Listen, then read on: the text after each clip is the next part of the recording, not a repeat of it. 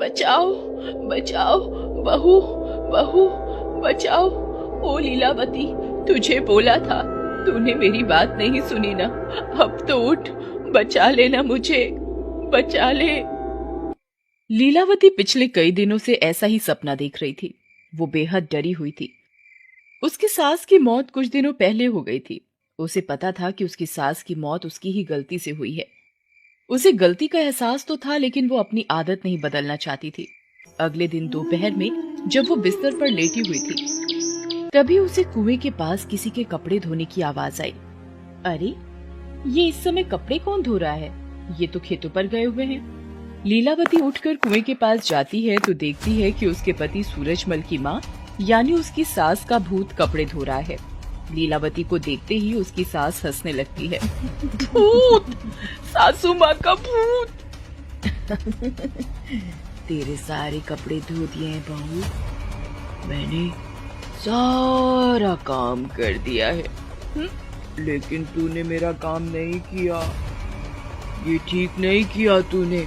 देख, तेरे कारण मैं मर गई, अब तू मरेगी। मुझे माफ कर दीजिए, मुझसे गलती हो गई।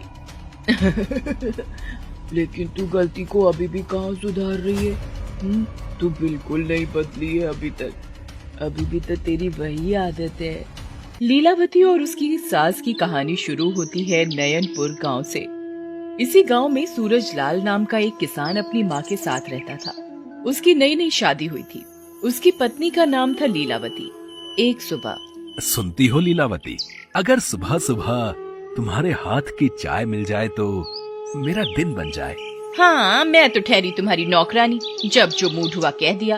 अरे, ये तुम क्या कह रही हो? सुनो जी, मेरे सिर में जोरों का दर्द है, आप चाय खुद से बना लीजिए, और हाँ, एक प्याली मेरे लिए भी। अब बस पीकर, तेरे चुटकुलों पर हंस हंस कर मेरा पेट फूल गया है लीलावती। हाँ हाँ, बाकी किसी और दिन, अभी बहुत देर हो गई है, घर का सारा काम पड़ा हुआ है। मेरा भी। तुम लोग भी ना, जब देखो काम काम काम करती रहती हो। अरे, तुमने वो नहीं सुना है, अजगर करे ना चाकरी, पंछी करे ना काम। दास मलूका कह गए, सबके दाता राम। तभी पीछे से उसकी सास आती है। अरे बहू, तुम्हें मैंने कहा था चूल्हे पर रखी दाल देख लेने के लिए, लेकिन तुम यहाँ गप्पे मार रही हो। देखो तो पूरी दाल जल गई। अरे, जल गई तो मैं क्या करूँ? आपको भी तो ध्यान रखना चाहिए, 2500 काम मेरे पास भी होते हैं। लीलावती ना तो अपनी सास की बात सुनती, ना ही अपने पति की। उसकी जो मर्जी होती वही करती। मजाल है कि कभी वो घर के छोटे से काम में भी हाथ बटा दे। लीलावती, अरे लीलावती, अरे कितनी देर कर रही हो? खेतों पर नहीं जाना क्या? मैं क्या आपकी बैल हूँ जो हर दिन गला फाड़ते रहते हो? खेतों पर नहीं जाना क्या? अरे, तुम तो बिना मतलब गुस्सा कर रही हो। लो, कर लो बात। बिना मतलब गुस्सा कर रही हूँ? अजीब, मैं आपके साथ खेतों पर आऊंगी तो खाना कौन बनाएगा? घर की साफ सफाई कौन करेगा? बोलिए, बोलिए ना, मुंह में दही जम गई क्या? सूरजलाल अकेले ही खेतों पर चला गया। पूरा दिन उसने खेतों में खूब पसीना बहाया। गर्मी बहुत अधिक होने के कारण प्यास से उसका गला सूख रहा था। वो बैलों को लेकर खेत के बिल्कुल पास बने कुएं पर गया। बाल्टी से पानी निकालकर पानी पिया और बैलों को भी पानी पिलाया। फिर वही पेड़ के नीचे सुस्ताने बैठ गया। तभी दूर से उसे उसकी माँ आती हुई दिखाई दी। क्या बात है, आज भी दोपहर का खाना अम्मा ही लेकर आ रही है? अरे अम्मा, तो फिर इस चिलचिलाती गर्मी में अकेले ही मेरा खाना लेकर आ गई? तो क्या करती, तुझे खेतों पर भूखा छोड़ देती। लीलावती कहाँ थी? अरे बेटा, फिर से बहू के पेट में जोरों का दर्द था, इसलिए मैं आ गई। मतलब आज भी खाना तुमने ही बनाया? अब किसी को तो खाना बनाना होगा ना, भूखे तो नहीं रह सकते। सूरजलाल अपनी पत्नी की आदत से बिल्कुल परेशान हो चुका था। एक दिन जब वो शाम को खेत से लौट रहा था तो उसका सबसे अच्छा दोस्त हरिया उसे रास्ते में मिला। अरे सूरजलाल, बहुत दिनों बाद दिखाई दिया भाई। जब से तेरी शादी हुई है तू तो ईद का चांद हो गया।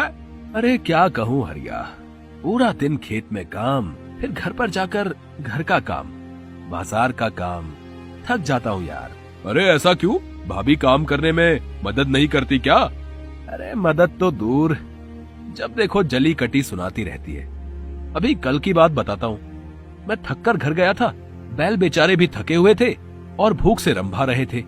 लीलावती, ओ लीलावती।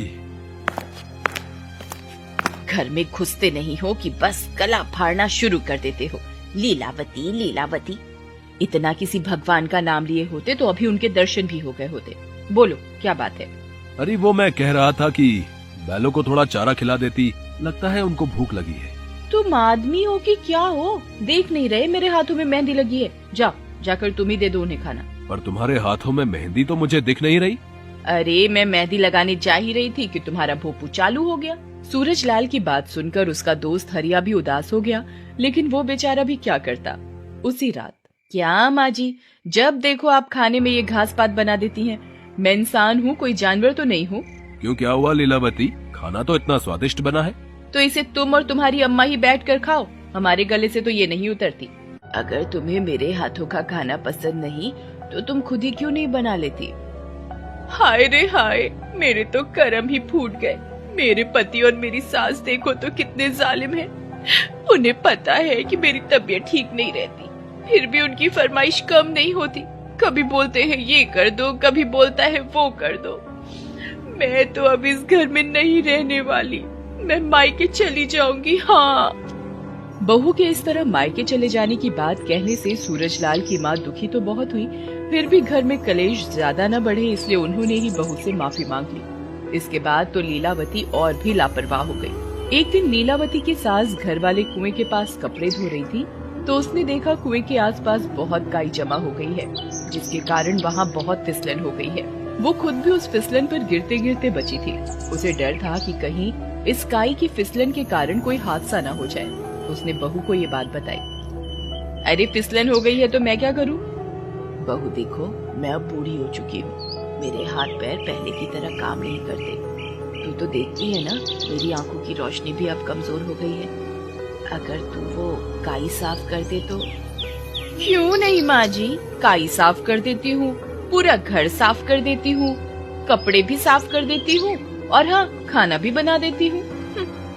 लीलावती ने अपनी सास की बात नहीं सुनी और दुर्भाग्य से उसकी सास का अंदेशा सही निकला। एक दिन वो कपड़े धोकर उसे सुखाने जा ही रही थी कि कुएं के पास जमी काई पर उसका पैर फिसल गया और उनका नियंत्रण खुद से खो गया और वो कुएं में गिर गई। बचाओ बचाओ, बहू बहू बचाओ। ओ लीलावती, तुझे बोला था, तूने मेरी बात नहीं सुनी ना, अब तो उठ, बचा लेना मुझे। उसकी सास बहुत देर तक उसे आवाज देती रही, लेकिन जब तक वो कुएं के पास आती तब तक उसकी सास कुएं में डूबकर दम तोड़ चुकी थी। मेरे मरने के बाद भी तू नहीं सुधरी। ये देख, कुएं के पास अभी भी काई जमी है। मेरा बेटा अब भी भूखे प्यासे खेत पर जाता है, फिर वापस आकर घर का सारा काम करता है। मैं ये नहीं कहती कि तू सारा काम कर, लेकिन गृहस्थी की गाड़ी तो एक दूसरे के सहयोग से ही चलती है ना। किसी एक पर सारा बोझ दे देगी तो फिर ये गाड़ी पटरी से उतर जाएगी ना। मान ले कल मेरे बदले तू गिर गई होती कुएं में तो क्या होता, या मेरा बेटा ही गिर गया होता तो क्या होता? बोल, ऐसी कामचोरी का क्या फायदा जिससे किसी की जान पर बनाए? माँ जी, मुझे माफ कर दीजिए, मेरी इस कामचोरी के कारण ही आपकी जान चली गई, लेकिन मैं आपसे वादा करती हूँ कि अब मैं सुधर जाऊंगी और आपको शिकायत का मौका नहीं दूंगी।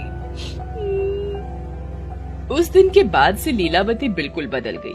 काम चोरी का त्याग कर उसने अपनी गृहस्थी को पूरी तरह बिखरने से बचा लिया।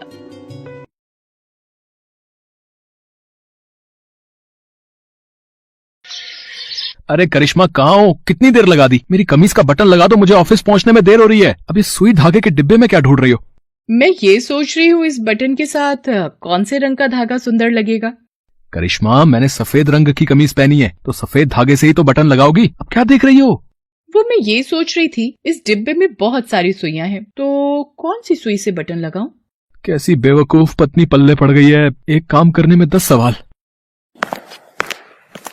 अरे बहू, ला इधर दे ये सुई धागे का डिब्बा। सुबह से रात हो जाएगी, पर मजाल है तू बिना सवाल जवाब किए बटन लगा भी दे। चलता हूँ माँ, पहले ही ऑफिस के लिए लेट हो चुका हूँ। संदीप ऑफिस चला जाता है और करिश्मा की सास गायत्री मंदिर चली जाती है। करिश्मा घर पर अकेली थी, तभी गली में से पुराने कपड़ों के बदले नए बर्तन देने वाली एक औरत आवाज लगाती गुजर रही थी। बर्तन ले लो बर्तन, पुराने कपड़े देकर नए बर्तन ले लो, बर्तन ले लो बर्तन। ये तो बहुत बढ़िया स्टील के बर्तन है। अगर मैं कपड़ों के बदले बर्तन ले लूं तो माँ जी और संदीप बहुत खुश होंगे और फिर मेरी बहुत तारीफ भी करेंगे। तब देखती हूँ संदीप मुझे बेवकूफ कैसे कहते हैं। ओ बर्तन वाली, जरा रुकना, ये कढ़ाई कितने कपड़ों में दोगी? बीबी जी, कढ़ाई तो 6 कपड़ों में दे दूंगी। अगर और ज्यादा कपड़े हैं तो और ज्यादा बर्तन दूंगी। ये देखो, कटोरी, प्लेट, गिलास, चीनी, चाय पत्ती के डिब्बे, पर बदले में बढ़िया कपड़े लूंगी। हाँ हाँ, कपड़े तो मेरे पास बहुत हैं। तो ठीक है, तुम मुझे कपड़े दिखा दो और ये बर्तन ले जाओ। आज सुबह संदीप मुझे कह रहे थे कि वो ये कोट पैंट अब नहीं पहनेंगे। कहीं ऐसा तो नहीं कोट पैंट पुराने हो गए हों इसलिए वैसा बोला हो। एक काम करती हूँ, ये सारे कोट पैंट इस बर्तन वाली को दे देती हूँ। ये लो, ये सारे कोट पैंट रख लो और ये बर्तन मुझे दे दो। लगता है आज किसी अच्छे की शक्ल देखकर घर से काम के लिए निकली थी। बढ़िया मुर्गी फंसी है। और कपड़े निकलवा लेती हूँ, मेरी तो अच्छी बोनी हो जाएगी। बीबी जी, कसम से बड़ा मजा आ गया। तुमने इतने अच्छे कपड़े निकाल दिए मुझे। मेरा तो मन कर रहा है मैं अपना बर्तनों का पूरा टोकरा ही तुम्हें दे दूं, पर उसके लिए तुम्हें मुझे कुछ कपड़े और लाकर देने पड़ेंगे। क्या तुम मुझे ये सारे बर्तन दे दोगी? रुको, मैं अभी और कपड़े लाती हूँ। ये माँ जी की साड़ियाँ बड़ी पुरानी हो गई हैं, क्यों न ये भी इस बर्तन वाली को दे दूं। उस दिन माँ जी कह रही थी कि उन्हें कुछ नई साड़ियाँ खरीदनी है। करिश्मा बर्तन वाली को नए नए और महंगे कपड़े देकर बदले में बर्तन ले लेती है। कुछ देर बाद जब उसकी सास और संदीप घर लौटते हैं, ये सब क्या है करिश्मा बहू, ये बर्तन कहाँ से आए? माँ जी, आज तो आप भी मुझे शाबाशी दोगी। मैंने ये सारे बर्तन पुराने कपड़े देकर लिए हैं। पुराने कपड़े? पर तुम्हें पुराने कपड़े कहाँ से मिले? अरे वो आपके कोट पैंट कह रहे थे ना अब नहीं पहनोगे, और माँ जी आप कह रही थी ना ये साड़ियाँ पुरानी हो गई हैं, नहीं लोगे, इसलिए मैंने वो सारे कपड़े उस बर्तन वाली को दे दिए। तभी तो उसने बदले में मुझे इतने सारे बर्तन दिए हैं। मुझे तो 1-2 नई खरीदनी थी, पर तूने तो मेरी सारी अच्छी साड़ियाँ बर्तन वाली को दे दी। करिश्मा, ये कैसी बेवकूफी है? मैंने कहा था गर्मियाँ आ गई हैं इसलिए अब नहीं पहनूंगा। अजीब बात है, एक तो पुराने कपड़े देकर बर्तन लिए, ऊपर से फिजूल ही गुस्सा कर रहे हैं। वैसे कुछ भी कहो, ये नए चमचमाते बर्तन देखने में बहुत सुंदर हैं। करिश्मा रोजाना ही इसी तरह की कोई न कोई बेवकूफी करती रहती थी। एक दिन संदीप जब ऑफिस से आया, माँ, वो बॉस इस बार सब ऑफिस वालों को अपने अपने परिवार के साथ जयपुर घुमाने के लिए ले जा रहे हैं। जो जो जाना चाहता है उनकी लिस्ट बन जाएगी। मैंने तो हाँ कर दी है। इसका भी कारण है कि बॉस इस बार प्रमोशन करने वाले हैं और मैं चाहता हूँ कि बॉस को इम्प्रेस करने के लिए ना हमें उनके साथ घूमने जाना चाहिए। मैं चाहता हूँ ये प्रमोशन मुझे ही मिले। क्या हम जयपुर घूमने जा रहे हैं? फिर तो बहुत मजा आएगा। माँ प्लीज ध्यान रखना, करिश्मा कोई बेवकूफी ना कर दे। पर करिश्मा कोई बेवकूफी ना करे ये कैसे हो सकता था? संदीप के ऑफिस का ही एक दोस्त मयंक उसके पड़ोस में रहता था। जब प्रमोशन की बात उसे पता चलती है तो वो अपनी पत्नी रितु से कहता है, रितु, मुझे पता है संदीप बहुत चालाक है। वो जयपुर घूमने के बहाने बॉस से तगड़ा प्रमोशन करवा लेगा। बॉस के आगे पीछे घूमता रहेगा ताकि बॉस उससे खुश हो जाए और उसका प्रमोशन कर दे। तुम चिंता मत करो, अगर संदीप चालाक है तो उसकी पत्नी करिश्मा महा बेवकूफ है। तुम अपनी सारी चिंता मुझ पर छोड़ दो, ये प्रमोशन तुम्हारे ही नाम होगा। ना जाने मयंक की पत्नी रितु के दिमाग में क्या चल रहा था। वो करिश्मा को बाजार के बहाने अपने साथ ले जाती है। करिश्मा, मैंने सुना है तुम्हारे घर में सब तुम्हें बेवकूफ कहते हैं, पर मुझे तो लगता है कि तुम बहुत समझदार हो। सचमुच? तुम कितनी अच्छी हो, मेरी कितनी तारीफ करती हो। ये तारीफ तुम अगर अपनी सास और पति के मुंह से सुनना चाहती हो तो तुम मेरे बताए रास्ते पर चलो, फिर देखना कैसे वो तुम्हारी तारीफों के पुल बांधने लगेंगे। रितु करिश्मा के कानों में कुछ ऐसा कहती है जिसे सुनकर करिश्मा की आंखों में चमक आ जाती है। सब लोग बॉस के साथ जयपुर घूमने के लिए जाते हैं। मैं तो बस में खिड़की के पास वाली सीट पर ही बैठूंगी। माँ जी आप उस साइड बैठ जाओ। करिश्मा, थोड़ा धीरे बोलो, तुम्हें पता है ना बॉस और उनकी फैमिली भी हमारे साथ है। क्यों भाई, तुम सबको मजा आ रहा है ना? सब एक साथ बस में ट्रेवल कर रहे हैं? सर, आपके साथ घूमने का तो अलग ही मजा आएगा, है कि नहीं? सर, मैं ये पूरी आलू बनाकर लाई थी, ये लीजिए मैम। भाई वाह, सफर में पूरी आलू खाने का तो अलग ही मजा है कि नहीं? माँ, तुमने वो मटर गोभी वाला पुलाव बनाया था ना, वो निकाल देती, वो मैं सर को दे देता। ये मयंक और रितु तो सर को मक्खन लगाने में लगे हुए। करिश्मा, मैंने तुम्हें वो पुलाव का डिब्बा बैग में रखने को दिया था, वो देना। माँ जी, वो डिब्बा ना बहुत बड़ा था, मैंने घर पर ही छोड़ दिया। अगर मैं वो बैग में रखती तो मेरा ये लड्डू का डिब्बा वहीं रह जाता, पर ये साथ लाना बहुत जरूरी था। करिश्मा, अब हम सर को क्या खिलाएंगे? तुम्हारे ये लड्डू? बोलो, सारे नंबर तो मयंक और उसकी पत्नी रितु बना लेंगे। संदीप अभी करिश्मा से बात कर ही रहा था कि अचानक झटके से बस रुक जाती है। क्या हुआ ड्राइवर, ये बस क्यों रोक दी?